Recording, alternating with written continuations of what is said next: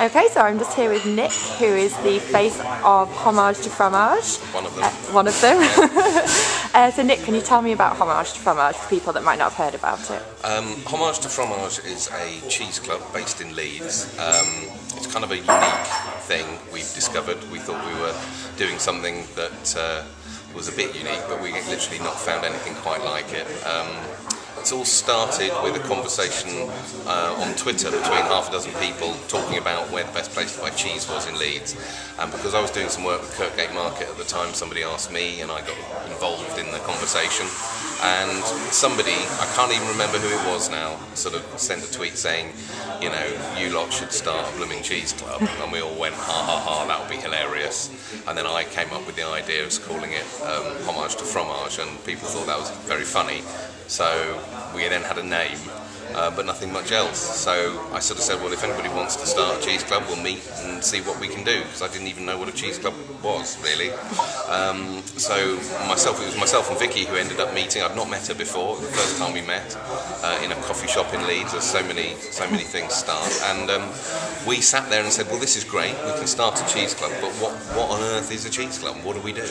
And we sort of managed to get Millie's Fresh and Organic involved to be our first venue, because they supply good cheese, and we decided, well, what we could do, the simplest thing to do would be to have a number of different cheeses for people to try, and we thought it would be a bit boring just to tell everybody what they were, so we thought it would be quite fun to not tell anybody what they are, so the cheeses are numbered, so people can sort of try them kind of without prejudice and talk about them a bit, and then towards the end we would tell them what cheeses they'd been eating, and we thought that's a fairly thin kind of premise for a club, but it might work. So the first event was in October 2011, I think, or 12. Oh, I don't know. The years have flown.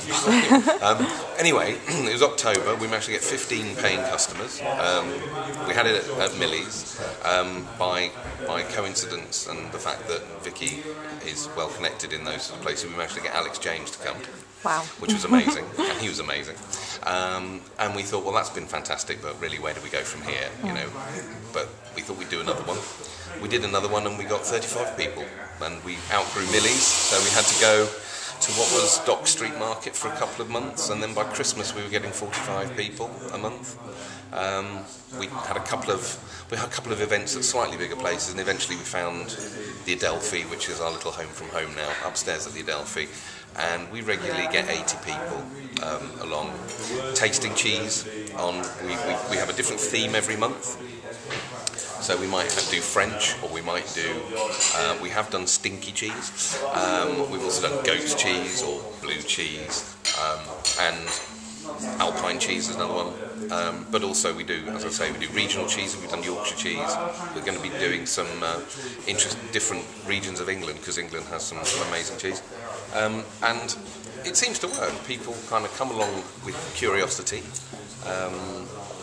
and we sort of present the cheese in a very nice way, set it out, people can help themselves, it's very informal, it's very social, and you know, we don't do wine matching so much, because we want people to just enjoy what they want to drink with the cheese, but we do invite special guests along sometimes to talk to us about different aspects of cheese, to the point we've had people bring whole 70-kilo cheeses to show us, which was amazing, because I thought that would be interesting for people, but people were actually queuing up to have their photograph taken with the cheese. And we've also had people make cheese live at our events, wow. Which is crazy. A chap called Mario made an Italian, and actually started with a pan of milk and ended up with an actual cheese that you can hold in your hand, which was awesome. So it's really good fun. It's usually the second Thursday of each month at the Adelphi, and you know, it's just gone from strength to strength. Like I say, we get 70 or 80 people every single week. Our birthday party, our anniversary, we had 125. Wow. Which is, I think, a bit too many. Bit cramped. But people don't mind. I mean, people, the way that we do it is we let everybody come in to the venue, and we give them plates, but they're not really allowed to to attack the cheese. You have to have a look. People take photographs, and it all looks very beautiful when we do it. Yeah. And then at around about 7:15, we do what's known as call cheese, which basically means me and Vicky standing in the middle of the room and shouting the word cheese very loudly, which always makes me smile. And people, the last event, people were seen actually running to the cheese, which is just amazing.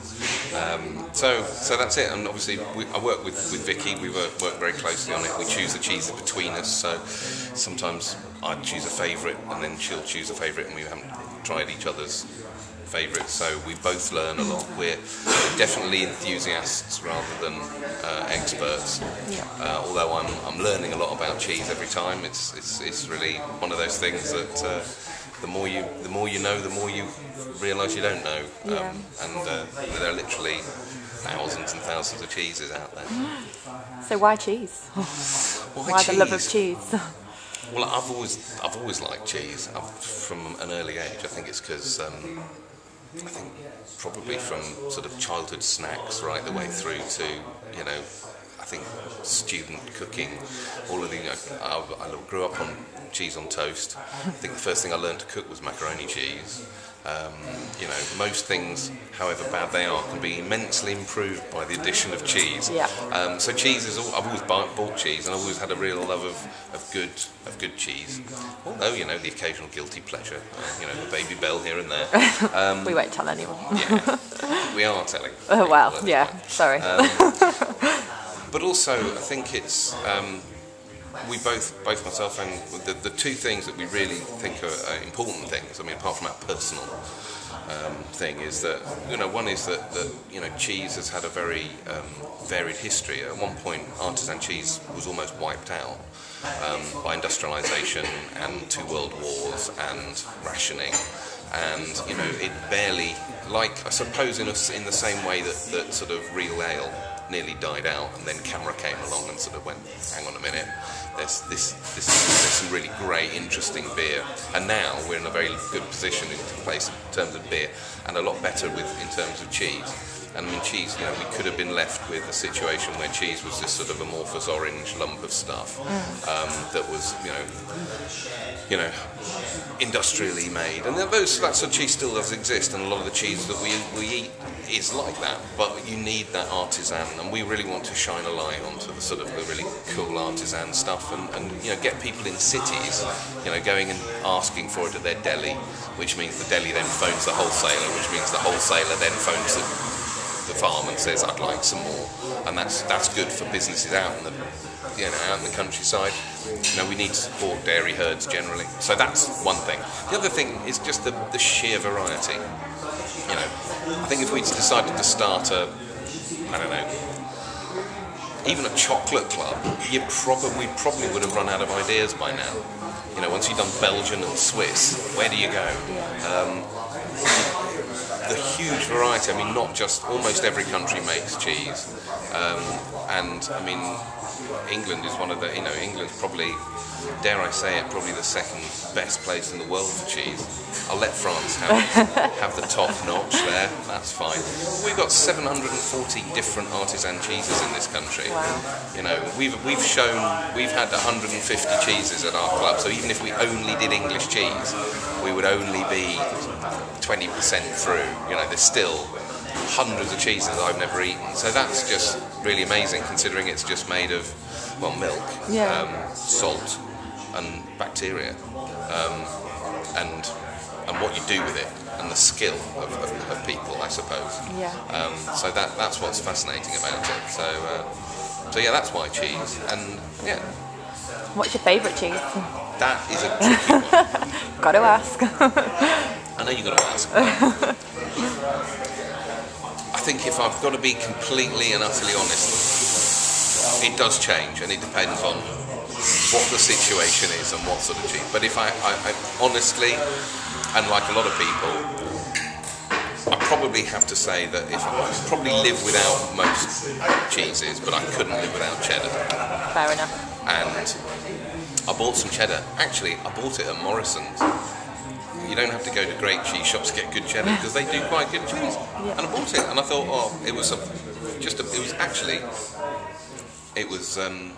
I I love it. Supermarkets quite often mark things down because they're in quotes out of date. Well, if you know a little bit about cheese, you can tell that that cheese is perfectly fine for another couple of weeks. And it was a sort of an extra mature rinded cheddar, and honestly it was one of the nicest cheeses I've had in years and years, and I don't even know what sort it was. I need to find out. But a really good cheddar is the depth of flavour and the kind of variety that you can get is fantastic, and you don't, like I say, it is the ubiquitous British cheese, I suppose. And you can buy some pretty ropey cheddar, but in general, if you pay a little bit more, you get something that is absolutely out of this world. And so I have to say cheddar. Brilliant. And what's the weirdest cheese you've ever eaten?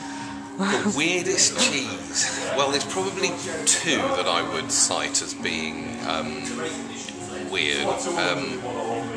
One which was brought by one of our guests, which is called Rossini, which is like, I suppose it's a bit like, it reminded me of, well, basically it was loads of different cheese ideas thrown together in a single cheese. So there's different kinds of cheese you get. Obviously blue cheeses, you get what are known as flavour added cheeses, so they're ones that are wrapped in leaves or have something in them. But you also get what are washed rind cheeses, and those are three different kinds of cheeses. Now Rossini is a blue cheese which has been wrapped in vine leaves but then drenched in wine. So it has all three of those. So it's blue, it's got these vine leaves around it, and it's a bit sort of it's like a washed rind, but it literally is a crazy cheese, and it's not readily available in this country, and it jolly well should be. But it's extraordinary. I mean, it's just one of those things that it's a powerful cheese, let me put it that way. And then the other one, which is just fantastically and French and insane, is a thing called Camembert, which has Calvados. They get a camembert, and then they coat it in Calvados-soaked breadcrumbs, and that gives it a sort of just takes it to another level. And it is a very odd but very powerful cheese. I think they're both very, very full-flavoured, I think, but quite strange. Brilliant. And why do you think Homage2Fromage works so well in a city like Leeds? Both myself and Vicky have been absolutely bowled over by the response and taken completely by surprise in terms of just managing the interest that we've managed to get. Cheese is incredibly popular. It was recently voted far and away people's favourite food. I think 19% people said chocolate, 58% people said cheese. And I sort of thought that people like cheese, but I wasn't aware how passionate people get about it and how excited they get about it.